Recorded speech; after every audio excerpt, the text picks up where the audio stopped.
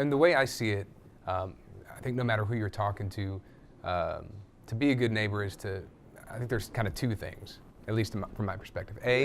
Right, like knowing that, man, we've got something really cool here that we want to defend and maintain, whether that's our physical neighborhood or a group of friends or work or whatever, and that it can be even better 5 and 10 and 20 years from now, and like chasing that. But then B, like Nate said, like being like Chuck, inviting people into your home, metaphorically or literally or whatever.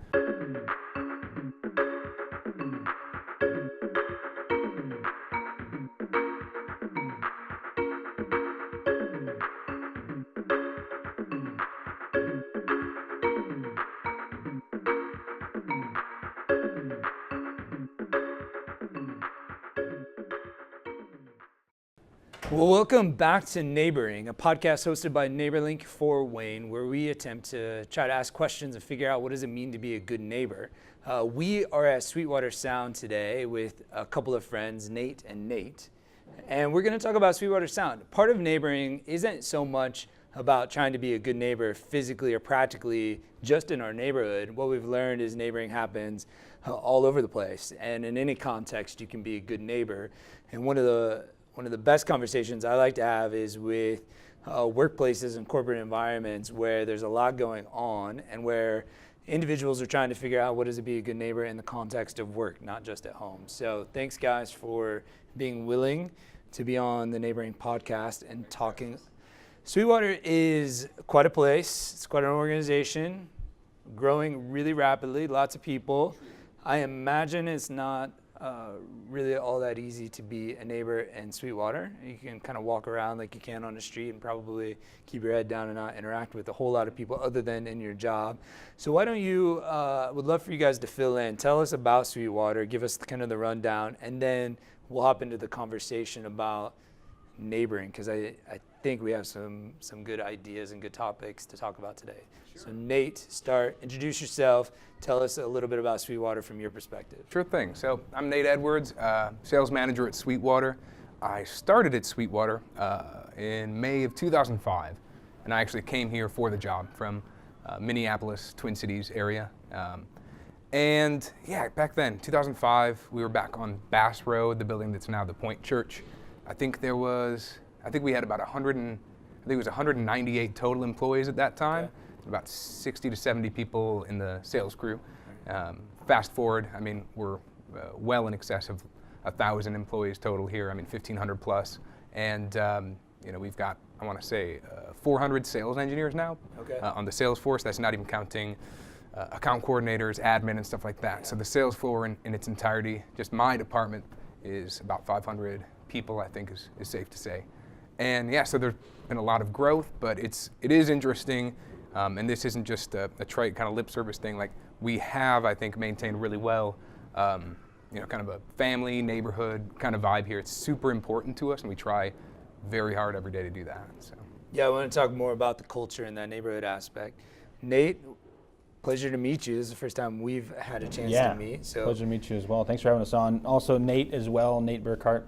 Just a sales engineer over here, but I've been with the company for 3 years now, with a bit of history before that in another part of the country. But just Sweetwater in general has blown me away for two things. I think Nate just kind of briefly mentioned it, but the ability to kind of keep the culture the same as when Chuck started it, now that it's still growing rapidly fast. Because you see other companies just kind of implode when they're growing and they spread themselves thin. But honestly, the fact that Sweetwater can keep this amazing culture alive that I'm so proud to work for, as we've been growing, there's another 20 people or 25 people in training right now to take over, the next batch of new clients coming in, and they're able to do that still with them training, given the right tools to use, and it's pretty amazing to do that.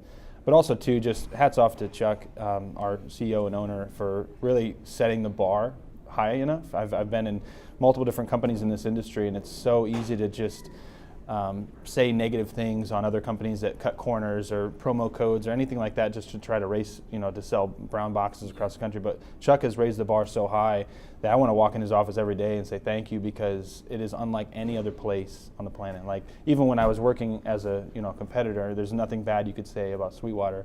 And so it's just amazing. It's a lot of hard work to do that. You know, there's no easy road to get where Sweetwater is, but I'm just incredibly proud to work for this company, just for where it's going as well. Yeah, well, great. Thanks for the introduction.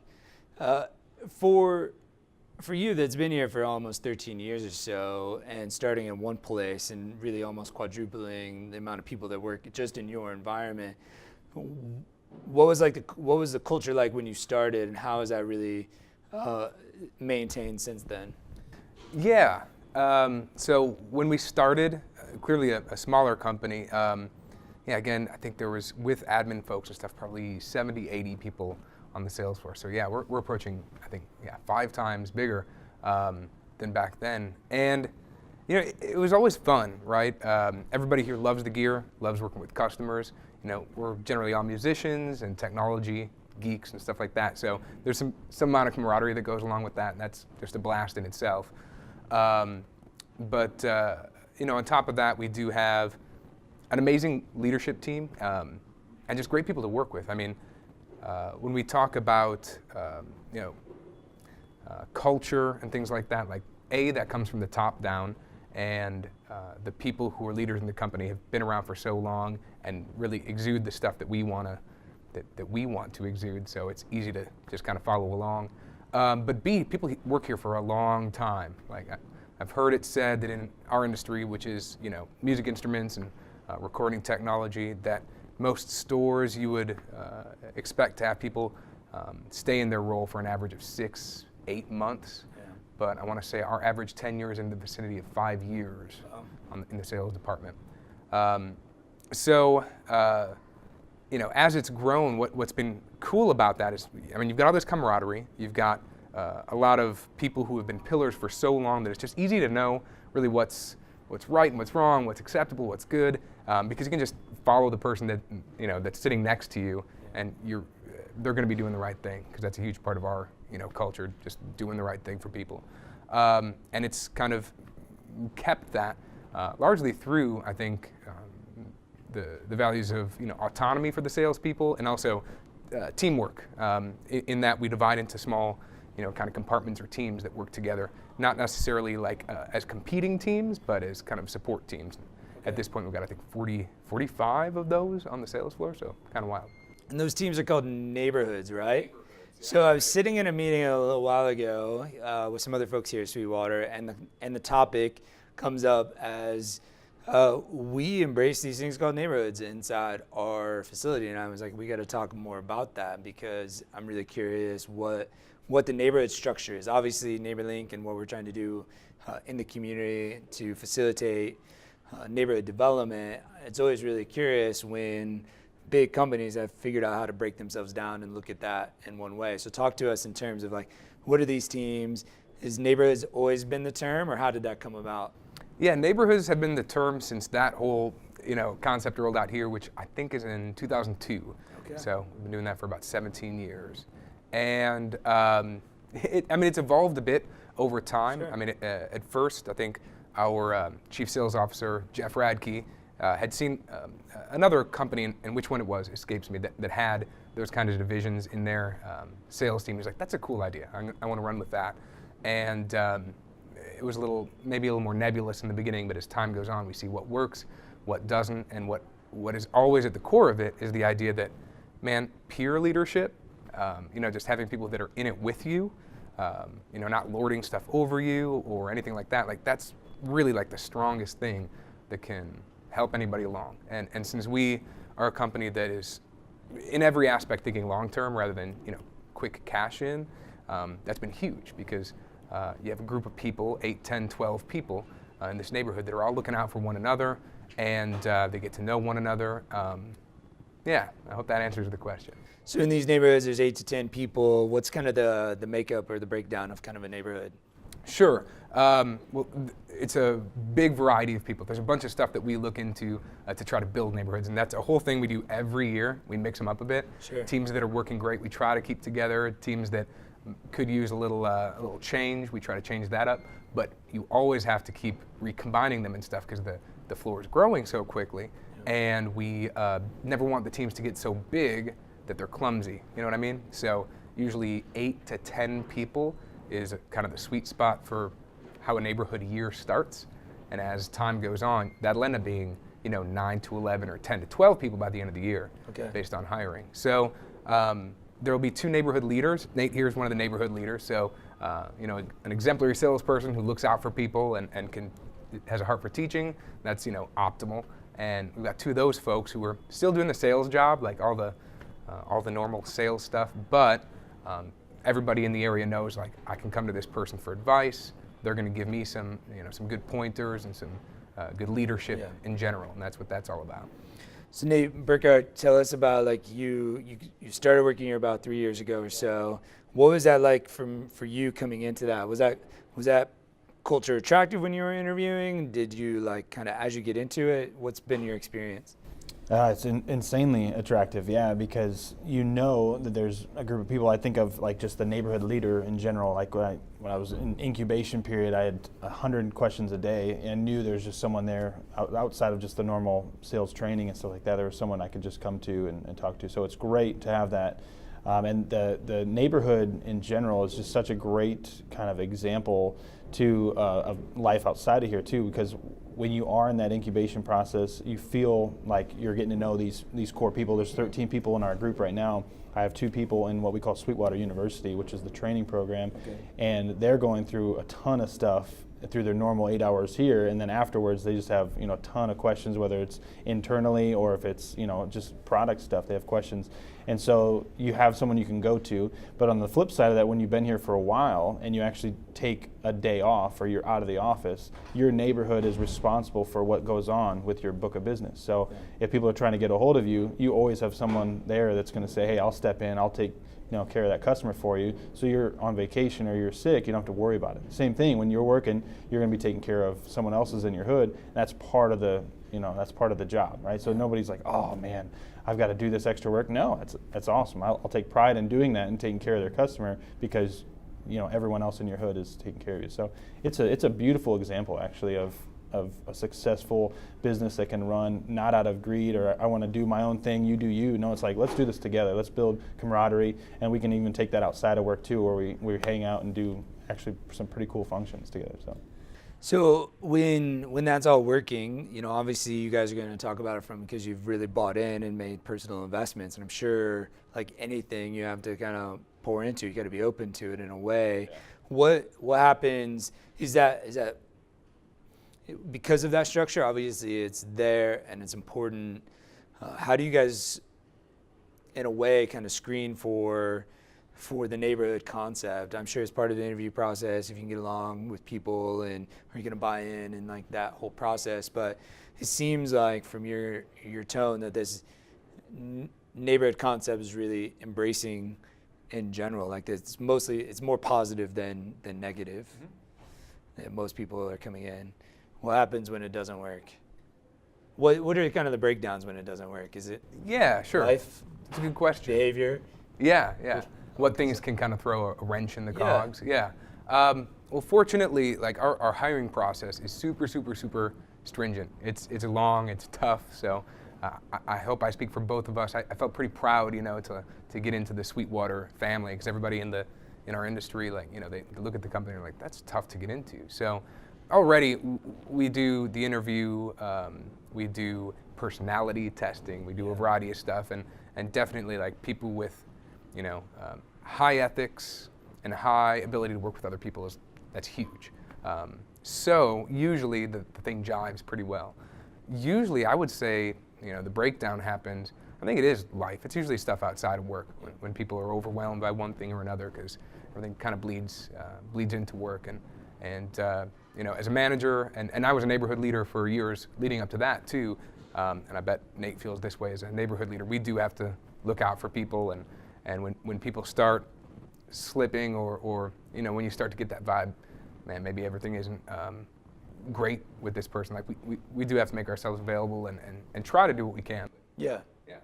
Well, that's an important part of community, right? Like, if you go and whatever communities you're choosing to be a part of, whether that's a circle of friends you've had forever or the neighborhood that you live in or the things outside of work, community is difficult. Life happens, life changes, and It's really interesting in a workplace, especially in a culture, like when you're trying to embrace culture of creating space for life to happen and recognizing that there are more factors at play at work than just the work. Yeah, and I think Nate touched on a big thing with that too, the give and take, right? Like when I'm not in the office as a sales engineer, people are looking after my customers. When they're not there, I'm looking after their people. But, all of us too have been through a variety of life stuff. And I know that people will step in and help me out too. It's a great team that, looks out for one another. So that's some real stuff. I think too on that, just what Nate was saying, just like how crazy the processes of getting in is really not necessarily like if you're going to sell things well. That's important, of course, but like also, are you going to be able to kind of fit into our workflow and kind of match the DNA of Sweetwater? I personally had, as I was a sales manager in Orange County for many years, and I had someone under me that I thought would be a great fit, and was like, hey, check out Sweetwater. I mean, this is what it's done for me and my family. It's a great place. At least take a look at it. And went through the application process. I mean, unbelievable salesman, chops, product knowledge, but he pretty much came to the table saying, hey, this is what I can offer Sweetwater. This is what I can do for your company. And it's just not a good fit, right? I mean, it's just kind of a great example of like, no matter, what you can do on the sales end, that's great, but you really have to bring this idea or this mindset of like, let's do the best thing possible for our customers and those around us first, and then then you can take care of yourself after that. So interesting. How many new people are kind of joining the sales force area each month these days? A bunch.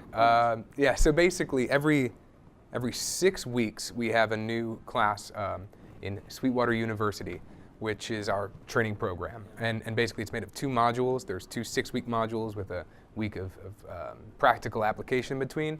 So every 13 weeks, 13 weeks is the whole length of the entire thing. So every 6 weeks we've got, optimally about 15 people rolling out onto the sales floor every 6 weeks. Generally, I think we're filling classes up to 12, 13, 14, 15. So yeah, you can expect every month 25-ish new people coming onto the floor. And it's funny too.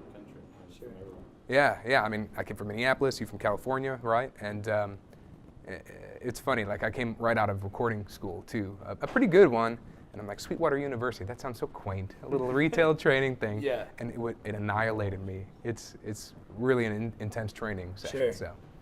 But so going through a bit of a screening process, getting a job, going through the university, and then stepping onto a floor with 500 other sales engineers has to be intimidating no matter how much confidence that you have or experience. Like, especially if you've moved across the country to rural Indiana, Northeast Indiana, to this big company, even though a lot of the check boxes are met, if you got that far. How is the role of the neighborhoods played a part in kind of having that transition period? Because I think so much from my experience of like really making transition is the immediacy of the relational connectivity. Like you got to feel like you got to be a friend, especially in a sales kind of role. And I know you guys approach sales a little bit differently than a lot of other companies, but there's still there's still a lot going on with that. And so that can a lot of pressure early on. How does the neighborhoods help with that adjustment period, or how have you seen that help? I think it helps out a ton, and just from my personal experience, because you think of rolling out, as we call it, when you're done with your training and you're ready to kind of hit the sales floor and do your thing. That's you're a couple months into Sweetwater, so you kind of get the culture, but then you're like, how is this going to work? And they call it the Sweetwater pace. You just got to go out running. And so if you think about it as like if there were no neighborhoods, it was just one sales force, and you're just kind of let out to the flock, you're by yourself. I mean, there's a bit of isolation there. You can kind of feel like, I'm going to try to do this thing. Or if you're fled out and you're into these more little kind of gated communities, if you will, and you have 14 people looking out for you and kind of walking you through that, like, hey, I made this mistake as well, like, let's do it this way, like, oh my gosh, that's awesome. And also there's just kind of a brotherhood feeling, like, hey, let's do this together, like no one's left behind. So it's kind of it's kind of I don't know if it's a different mindset, when you're just rolling out because you know you're not going to be left alone.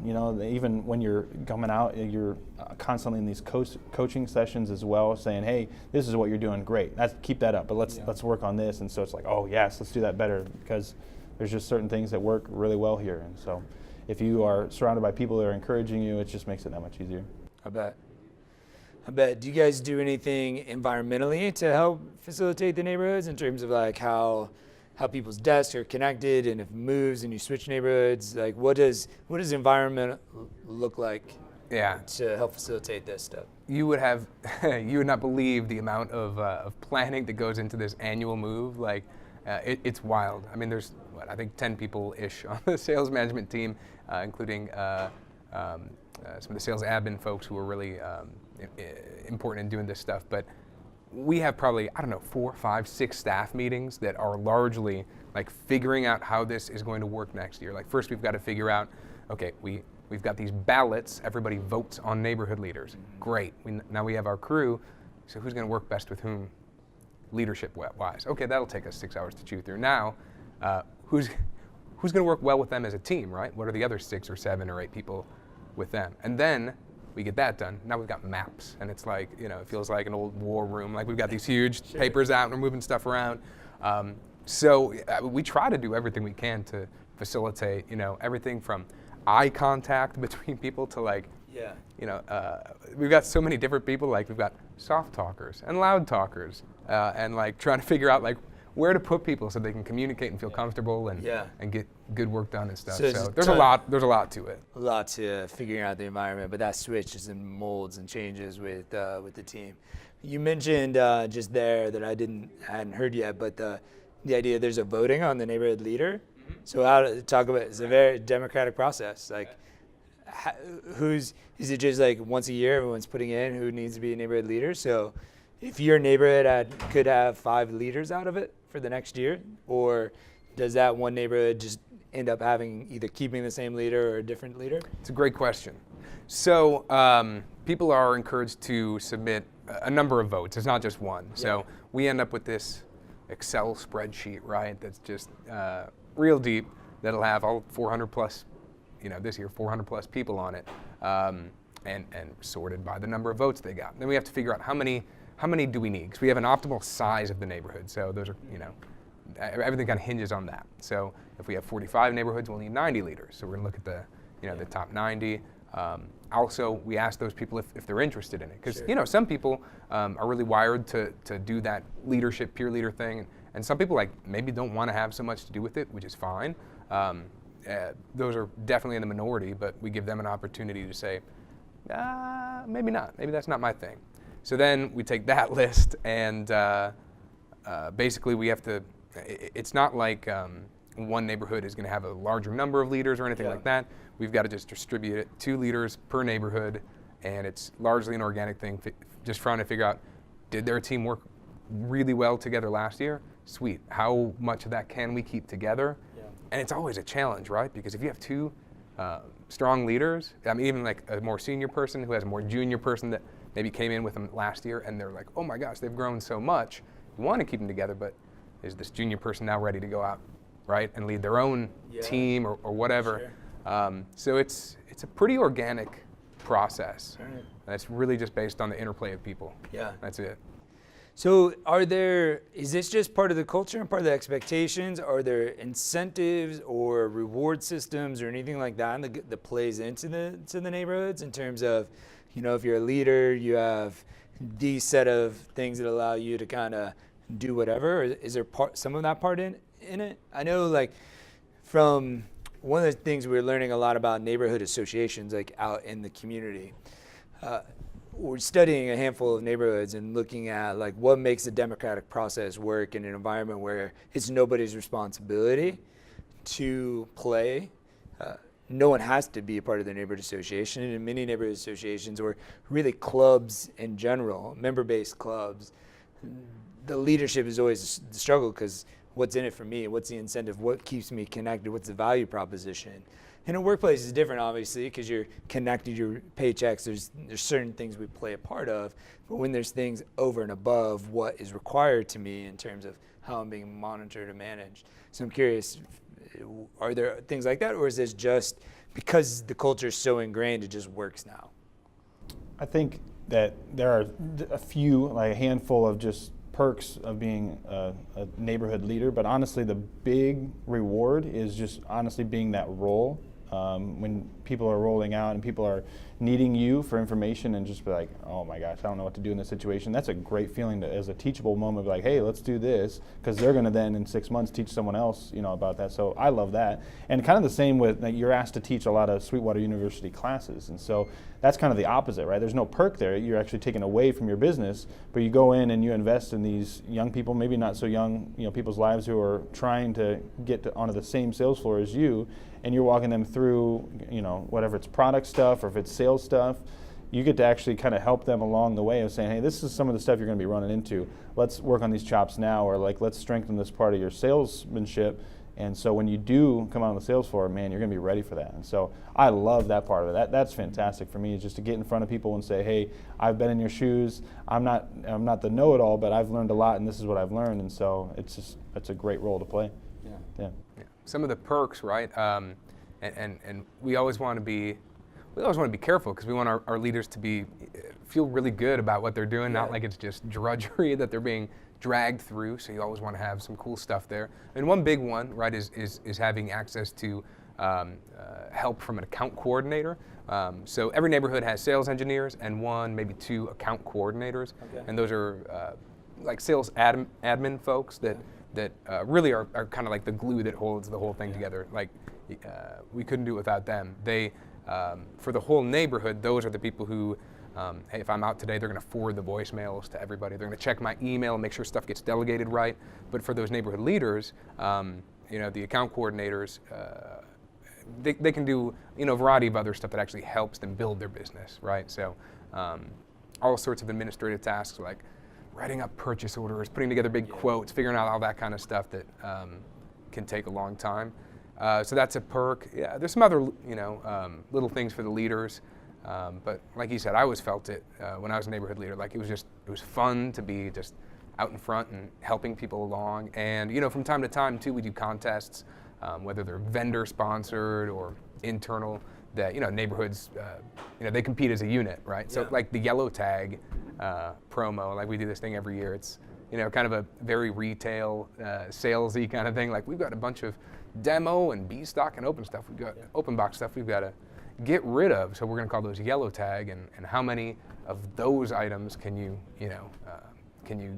get out of here? And I remember last year, Nate, you went wild with your neighborhood. We had with the yellow tag. So what happens is a sales neighborhood is always paired up with another department, whether it's the distribution center in this particular program, or marketing, purchasing, admin, reception, anything. So you're paired up and you're like a team. So you compete. And so I wanted to kind of go above and beyond. And so we made kind of yellow land. We made a huge yellow tent on the sales floor and got some yellow LEDs. And it was crazy. We actually were paired up with the DC, and we brought up, it was probably, a handful of them that are really, there's not a lot of relationship there. We don't really see each other that often, so we were trying to bridge that gap.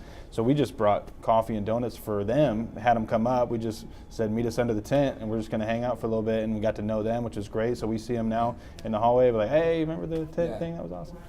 And we just had fun with it, instead of it just being kind of like a boring, like, sales push, we just made it fun, and it was just great. Well, that's great. I think the value proposition is always a play, and there's always economics to value propositions, but often it doesn't necessarily need to cost anything, or it doesn't have to be crazy incentives. What you guys are describing is the value proposition is actually following through on the supportive stuff of community, right? So let's take this huge team that keeps growing exponentially that we can't have a hard time getting our hands around completely to keep it all together because it just keeps growing. So how do you take something very big, make it small, make it personal, meet the personal and relational goals in order for making them get up and going from a practical standpoint as fast as possible, but also making sure they're going to stick around and be supported in order for the success to happen. And so it sounds like that is the value proposition that is like, this helped me, I had the value proposition, and now like I want to be a part of it and want to make it succeed because it makes a huge difference for us all. And you guys have just learned since 2002 how to really kind of keep the energy going. And I think it's important. I think we have a lot to learn from that kind of mentality in any community that we were part of. Those are some of the characteristics I was hoping to learn. So you mentioned, Nate, about the idea of like this doesn't just stay at work. It does bleed over into personal life. What are some of the intentional or unintentional things that are happening from the neighborhood inside Sweetwater that ends up becoming personal and outside? You moved from California, like Yep. I'm sure there was a part of like your friend circle Yeah. that has become coworkers, right? Or Yeah, and so I came, from Los Angeles or Long Beach, we're a city of transplants, to come here where a lot of people are doing the same thing, which is very kind of uncommon for people to be flooding to Fort Wayne, Indiana, but from around the world. But they're coming here. Some have families, some don't. And so I'm extroverted just in general, so I just love getting people together, networking, stuff like that. So when it comes to me saying, hey, let's continue this, like we've already built this kind of band of brothers, let's hang out, right? Like, let's go grab a happy hour. Let's actually go, everybody came over to my house one night for a jam where we just all set up guitar amps and drums, and everyone just lit up because they were just playing with their coworker. And you can imagine any other work environment, people come over to their house to jam, it would sound pretty crappy, but it was actually unbelievable. People were trading fours and soloing. I was just like, this is amazing. So we're gonna, of course, do that again. But even too, like kind of grouping together funds for other charitable events and stuff like that too. What my church and our small group, we actually sponsor and adopt a elementary class at Abbott Elementary, and so we do about 4 or 5 different events for them a year, and it's just this one class that we do. But to actually open the doors here at Sweetwater with our neighborhoods and say, hey, this is what me and my family are doing. Do you guys want to come in on it and raise some more money? Oh my gosh, they were so eager to join. And so we've been able to do a Christmas program for this class at Abbott. We've been able to do a Valentine's program. We just did a school closing party with them, and our neighborhoods were able to get involved and kind of see the fruit of that, and really just kind of invest not only just in our actual neighborhood, but invest in the community too, which has been unbelievable. So it's been great. That's great. You have any thoughts on that? Yeah, it's, I just echo a lot of what Nate said. The cool thing about, I think one of the coolest things about having a small group of people, 8, 10, 12, 14 people, is like, man, you guys can accomplish so much together. Like whether it's fundraising or doing an actual like project where you're going out to accomplish something, you can accomplish so much more than one person can. But if you were trying to get 2 or 4 or 500 people to buy in and work together, that can sometimes be, it's tough to get that momentum going, right? I mean, it's a big ship to turn. So, over the years, I just found if like I had any kind of idea, or somebody in my neighborhood had an idea, like, hey, here's something we want to accomplish, whether it's a charity, like I know Robbie Resnick with, is it Soren Hawk, Raptor Rescue, he does a bunch of stuff with them. We do stuff with the Angel Tree, United Way and stuff like that too, Salvation Army. And it's just amazing to be able to say, hey guys, I got this idea, right? Like such and such person could use a pick-me-up. They worked really, really hard. What if we do this thing? Can we throw together some money and get them a something? Sure. And then all of a sudden it's like, oh my gosh, we have $450 here. Like this person's getting, you know what I mean? It's amazing how that stuff can just get that momentum. And I don't think you'd be able to do it if you were just a lone voice out there, shouting at 100 people or more. That's awesome. Culture is a big part. Every company, no matter how big it is trying to figure out what the right culture is for them to motivate employees, keep them engaged, retain them, develop them, all those types of things. Do you think what you're doing here with the neighborhoods is reproducible? I know sometimes things grow organically and they are the life of the leader and it works well for a certain environment, but it doesn't always reproduce. I think often people look at NeighborLink, and we've reproduced nationally, but it's just different in each city that we go because of what it took to get there. And then, you got some things that you can put together, but how much do you guys think is reproducible versus, really is about the people there in order for it to really make work? I think it's so important to have 1 or 2 or 3 people on board first, right? Like if you can find that first follower. I don't know, have you ever seen the leadership lessons from a dancing guy video on YouTube? If you haven't, look it up. It's amazing, but it talks about the first follower. Oh yeah, and I've seen that. yeah. And it's just so important, right? If you can find that, it's amazing how far you can go with one or two supporters who are of the same mind. Yeah. You know, I think no matter where you are, because then that starts to catch fire, and you often work really hard towards something for a long time and don't see any gains, but then it just starts happening. So I would say that's probably the key thing, right? Like both living it out yourself and like working hard and doing what you expect the people around you to do tirelessly. And if you can find one or two other people who exude that same thing, at least it's been my experience that generally, no matter where you are, it seems like that can, reproduce this kind of thing. You start to get some brotherhood, some camaraderie, and can put together a group of 5, 10, 15 people doing something pretty exemplary. But that's not to say it's not really tough, too. Sure. Yeah. Let's say you adopt the idea, right? The concept is great, but I'm sure how many times, it's probably changed 100 times since we started it, right? Yeah. So you have to adapt and be flexible with what your strengths are and say, okay, this really worked last year, this was terrible. Let's go ahead and, cut that, and then let's continue to grow with what's going on. So I think absolutely it's growable, but it'll never look like what Sweetwater does, right? It'll look like something else that another company's stronger at. Yeah. Mm-hmm. You talked about retention rate. Retention rate is really high here, right? It's insane. Well, it's almost, you can't find anywhere else in MI or the music industry that has this. That's what was so attractive to me too. I'm not looking necessarily for a temporary stepping stone to a career. I'm looking for a career. And so when you have people celebrating 27, 28 year anniversaries, it's like in this industry that's never a thing. And especially probably in the job description, like sales jobs just in general nationally turn over very quickly because of the demand, the pressure, like making 100 phone calls a day. Like that's tough work unless you're just really wired, and not everyone's wired that. They can start it and try, but you guys have figured that out. Well, there's a lot that goes into it too, right? Because part of, I think one of the things that can just tank somebody in a sales job too is you come into a company that's got great ideas, but a lack of, customers or marketing, and you come out and you're busting your chops here, and you don't get anything in return. That's tough for a commission person, but fortunately, we've got the last 40 years of Chuck's hard work and all the people who came in after him who built this thing that we don't want to ruin. You know what I mean? We want to build it up. And so fortunately, we've got so many good new customers finding us, and that's one of the, I think, beautiful things that you come in here, you start working as a salesperson, and if you put in the work, there is more or less a promise that, man, there's opportunity here. You're not gonna starve or suffer, and I don't think that's really common in a lot of sales environments.